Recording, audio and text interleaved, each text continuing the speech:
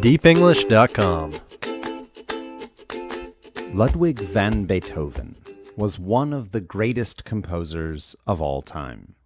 Yet by the time he was writing his last few masterpieces, he was completely deaf. Beethoven wasn't born deaf. He gradually lost all his hearing from the age of 30 onwards. He first had an inkling something was wrong when he began to hear buzzing noises in his ears. He was only 26 at the time. Beethoven kept his hearing problems a secret. He believed the truth would ruin his blossoming career. By the time he turned 30, Beethoven feared he was growing deaf.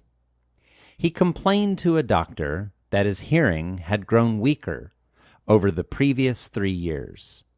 He explained he could not hear the high notes unless he was standing very close to the musicians. Beethoven wrote, "For 2 years I have avoided almost all social gatherings. It is impossible for me to say to people, 'I am deaf.' If I belonged to any other profession, it would be easier." Fellow composer Ferdinand Ries recalled a turning point in Beethoven's deafness. During a walk in the country, the two musicians saw a shepherd playing a pipe.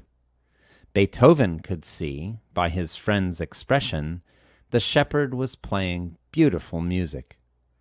All Beethoven could hear was the sound of silence. The composer was no longer the same after the incident. He had finally confronted and surrendered to his loss of hearing. By the age of 44, Beethoven was almost completely deaf.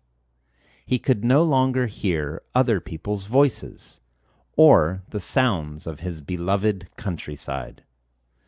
No one knows what exactly caused Beethoven's deafness. A range of causes has been blamed. It could have been syphilis, lead poisoning, or typhus. It could even have been the composer's habit of burying his head in a bucket of ice water to stay awake. Beethoven often blamed his deafness on a fall. He also suggested gastrointestinal problems were the cause. Whatever the reason, Beethoven refused to let his deafness conquer his passion. He continued to write music. Although he could no longer hear the music, he could still feel and imagine it. Beethoven's housekeepers recall watching him sit at the piano with a pencil in his mouth.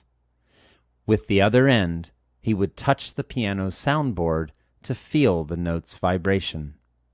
Beethoven wrote his famed Ninth Symphony without ever hearing a note of it.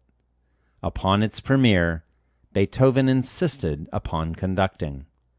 The orchestra hired another conductor to stand next to him. The orchestra followed his lead instead of the man who had composed the piece. When the music was over, the audience broke out into applause.